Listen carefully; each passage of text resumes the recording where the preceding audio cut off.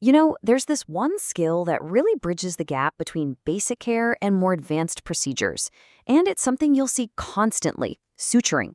It doesn't matter if you're just starting out or if you've been doing this for years, a solid understanding of sutures is absolutely non-negotiable. So today, we're going to unravel the whole thing, from the thread itself to the final technique. So let's start with a question that honestly trips a lot of people up. Are stitch and suture the same thing? Can you just swap them out? Well, getting this right is the first step, so we're going to clear that up right now and build from there. So here's the game plan. First, we'll nail down the absolute basics. Then we're going to dive into all the different kinds of suture materials. From there, we'll open up the surgeon's toolkit to look at the actual techniques, and we'll wrap it all up with the really crucial details of aftercare and your role in keeping patients safe. All right, let's get right into it and build our foundation. What exactly is a suture, and why is this one simple thread so important in medicine today? Okay, so let's finally clear this up for good. A suture is the material. It's the actual sterile thread. A stitch is the action, the loop you create with that thread. The best way to think about it is like this. You use yarn to knit. You use a suture to perform a stitch. Simple as that. And here's the thing, just closing a wound is really only the beginning. Suturing does so much more. It's how we achieve hemostasis, stopping the bleeding. It's our first line of defense to keep infection out. And ultimately, it plays a huge role in minimizing how much a person scars, which makes a big difference in the final cosmetic result. Okay, pens out, highlighters ready. If you're studying for an exam, you are going to want to pay close attention to this next part. I'm talking major exam question territory. These are the core properties you absolutely need to know. So what makes the perfect suture? Well, it's a really delicate balancing act. The material has to have incredible tensile strength, but still be easy for someone to handle and tie. It needs to hold a knot without ever failing, yet be so gentle on the body that it causes almost zero reaction. And for the ones that dissolve, they have to break down on a super predictable schedule. It's pretty amazing, really. And knowing what makes a great suture is perfect, because that leads us right into our next big topic. How do you actually choose the right one for the job? This isn't a one-size-fits-all situation, and the choice you make directly impacts how well a patient is going to heal.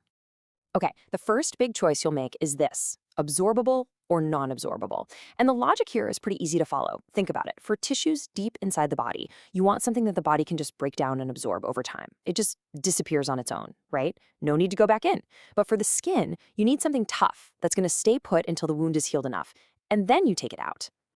And then you've got to think about how it's built. Is it a monofilament or a multifilament?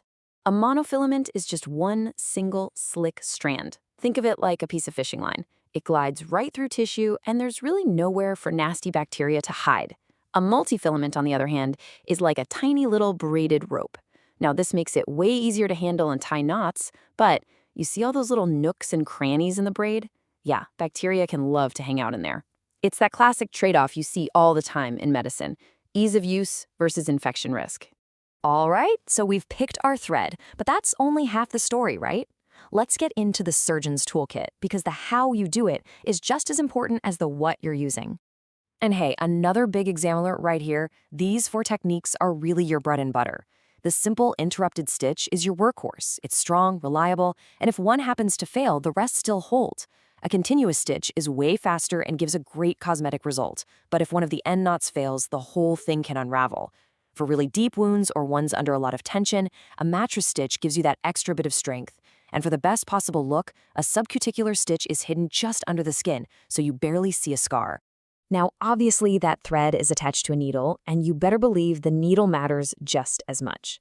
The big idea here is simple. You match the needle to the tissue. You need a sharp, cutting needle to get through tough tissue like skin, but for more delicate stuff on the inside, like muscle, you'll use a taper needle, which just gently separates the fibers instead of slicing them. And if there's one tiny detail you need to lock away in your brain, especially for exams, it's this number: the 3/8 circle. Seriously, of all the different needle curves, this is the one you will see over and over and over again. It just hits that sweet spot of control and efficiency for most situations. Okay, the last stitch is in. We're done, right? Not even close. The post-procedure phase is absolutely critical for a good outcome. So let's talk about sizing, removal, and patient aftercare. Okay, the way we size sutures feels totally backward when you first see it, but I promise it makes sense. Here's the rule. The more zeros, the smaller the thread. Simple as that. So a 6-0, which you'd say as 6-0, is super, super fine, used for delicate stuff on the face. A 2-0, on the other hand, is way thicker and much stronger. All right, everybody, pause and really look at this chart. If there's one thing that's practically guaranteed to be on your exam, it's this: suture removal times. But don't just memorize it. Understand the why. Look at the pattern. The face has an amazing blood supply, so it heals super fast. Sutures are out in just 3 to 5 days. But a joint? It's always moving, always under tension. It needs that support for a full 2 weeks. See? When you know the logic, it's way easier to remember. And of course, all that clinical knowledge means nothing if we can't explain it to the patient. Our instructions have to be crystal clear. We need to make sure they know exactly how to care for the wound, what warning signs to watch for, the classic redness, swelling, or pain, and why it is so, so important to come back on the right day to get those stitches out. All right, let's head into our final section, because even when everything is done perfectly, complications can still happen. This is all about the risks and, more importantly, our responsibilities as nurses in managing them. This is where your sharp clinical eye is everything. Look, every single procedure has some risk. Infection is always number one on our minds. But another big one is wound dehiscence, and that's a term you've got to know. It just means the wound pops open after you've stitched it shut. Knowing what can go wrong is the first step to making sure it doesn't. And this right here, this is the whole shebang. This is the nurse's role from start to finish. We're there before, getting consent and setting up a sterile field. We're there during, maintaining that sterility and assisting. And we are definitely there after, dressing the wound, assessing for problems, and managing pain.